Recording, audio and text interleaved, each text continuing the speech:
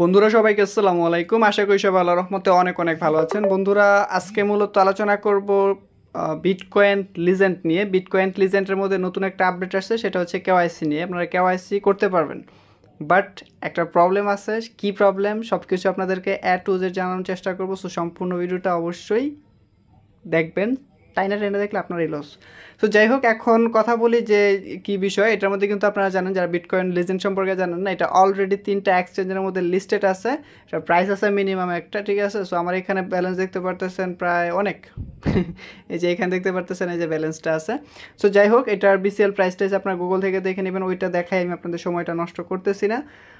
Mainly বিষয় হচ্ছে আমরা চলে যাব গিয়ার আইকন, একটা সেটিংস আইকন যেটা আছে নিচে, এটাতে চলে যাব। এটাতে যাওয়ার পর আমরা পাবো হচ্ছে এখান থেকে যে নোটিশ আছে, নোটিশে যখন ক্লিক করব শিডিউল অফ কেওয়াইসি সার্টিফিকেশন, মানে একটা ওরা শিডিউল দিয়ে রাখছে যে আপডেটটা আসছে, দেখতে পাচ্ছেন 2022/9/19 তারিখ, মানে আজকে আসছে আর কি। সো দেখতে পাচ্ছেন schedule of KYC certification, thank you for active participation of user and ambassador. It currently has 2.70 million users. Last April we voted on the KYC method as a result. দেখতে পারতেছেন, মানে লাস্টে যারা কেওয়াইসি করছিল তারা 73% ইয়া করছিল, 73% ভোট হিসাবে যখন কেওয়াইসি ইয়া করছিল, মানে কোন কোন মাধ্যমে আপনার ভোট ইয়া করতে চাইতেছেন, তার মধ্যে 73% ভোট আসতে হচ্ছে to added ID and driving licence in addition to passport. ঠিক আছে, এটির মাধ্যমে মানে আইডি কার্ড, তারপর হচ্ছে ড্রাইভিং লাইসেন্স এবং পাসপোর্ট, এগুলোর মানে মানুষের আসছে, কমেন্ট আসছে বেশি, যে এইগুলো দিয়ে আমরা কেওয়াইসিটা করতে চাচ্ছি। So the BCL foundation communication all and AI and KYC special company to develop it to shorten the development period. Finally, at the end of September, we want to start KYC verification as follows. KYC content, ঠিক আছে। কেওয়াইসির content কী লাগবে? প্রথমেই date of KYC certification, date হচ্ছে KYC certification সেপ্টেম্বরের 30, ঠিক আছে। সেপ্টেম্বরের 30 তারিখে আপনারা এটা করতে পারবেন, 30 তারিখ থেকে কেওয়াইসিটা পাবেন। তারপর হচ্ছে KYC standard, 1 account per person, একটা মানুষ একটা ফোনের মধ্যে একটা অ্যাকাউন্ট খুলতে পারবো। এজ ওভার, মানে 18 বছর উপরে হতে হবে। KYC method for under 18 years old will be announced separately after review. Real name must match the name and language in the KYC document. আপনার কেওয়াইসির সাথে ডকুমেন্ট, মানে যে কেওয়াইসি করবেন যে ডকুমেন্টগুলো দিবেন তার সাথে যাতে ইয়ার মিল থাকে। The real name, mobile phone number, country address and the profile and KYC verification must match. KYC document, passport, driving licence and ID or vote paper. User cost $6, যেটা কিনা সবচেয়ে বড় প্রবলেম। ইউজার কস্ট আপনাদের প্রত্যেকটা করতে, KYC document, passport, driving licence and ID or vote paper, user cost আপনাদের প্রত্যেকটা ইউজারের কস্ট পড়বে $6।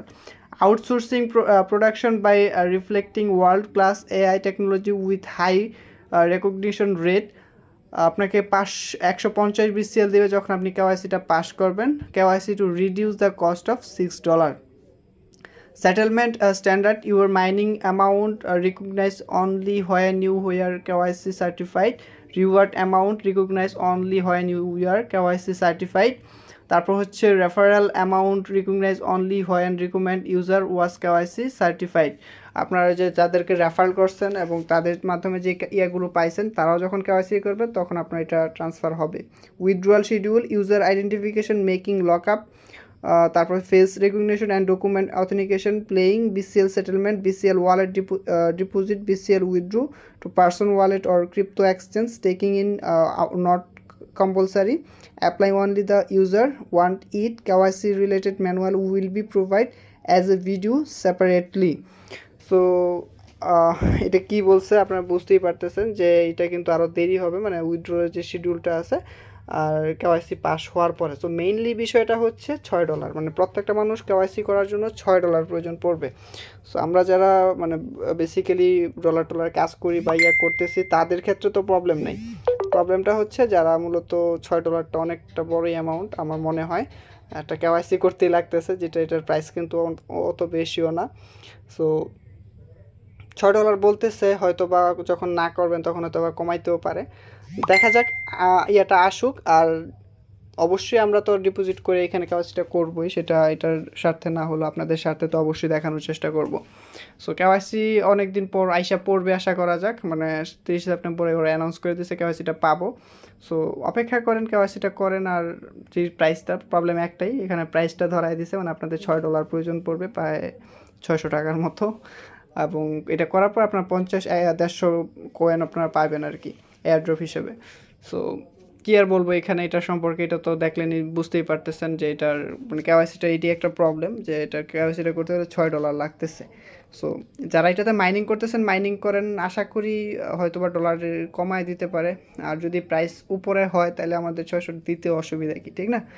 সো এটাই হচ্ছে মূলত আজকের ভিডিও। যারা এটাতে মাইনিং করতেছেন এটা মাইনিং করেন, এটা লিস্টেড টোকেন এবং আশা করা যাচ্ছে ভালো একটা প্রাইস হওয়ার সম্ভাবনা আছে।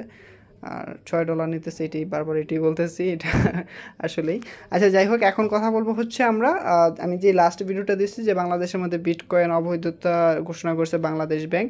তো অনেক মানুষ কমেন্ট করছেন যে ভাই আমরা তো ফ্রিল্যান্সার, আমরা কি করব। ভাই দেখেন আমিও একজন ফ্রিল্যান্সার, সো আমিও কিন্তু ডলার পাই এবং করি আর কি, ঠিক আছে? সো কিচ্ছু করার নাই। আগে যেভাবে আপনারা এক্সচেঞ্জ করছেন, মানে আগে তো ইললিগেল আছিল, এখনও ইললিগেল, তো আগে যেভাবে করছেন এখন এইভাবেই করতে হবে। বাট ওই P2P বা ওরকমভাবে করেন না, বড় অ্যামাউন্টভাবে করেন না। যখন কোনো প্রবলেম পড়বে অ্যাটলিস্ট বলতে পারবেন যে আপনি কিনেন না, আপনি কাজ করে নিছেন, ঠিক না? সো আর বাংলাদেশ সরকার এটা অবশ্যই মাথায় নেবে, বা এই ধরনের নিউজ কিন্তু আসছে অলরেডি।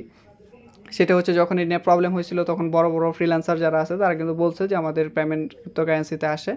সো এটা নিয়ে অবশ্যই হয়তো বা ভবিষ্যতে ভাববে, কারণ বাইরে থেকে যেহেতু টাকাটা আসতেছে এই মাধ্যমে। সো এটা নিয়ে অবশ্যই সরকার ভাববে।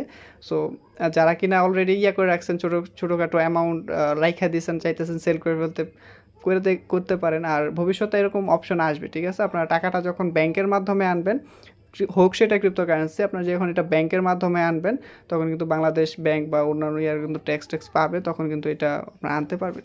সো এরকম খুব বেশি প্রবলেম নেবেন না, মানে আপনারা বিটকয়েন বা ক্রিপ্টোকারেন্সিতে লেনদেন করতে হবে বা এটা নিয়ে বিজনেস করতে হবে এরকম কোনো পারপাসে যাবেন না, যেহেতু এটা ইললিগ্যাল।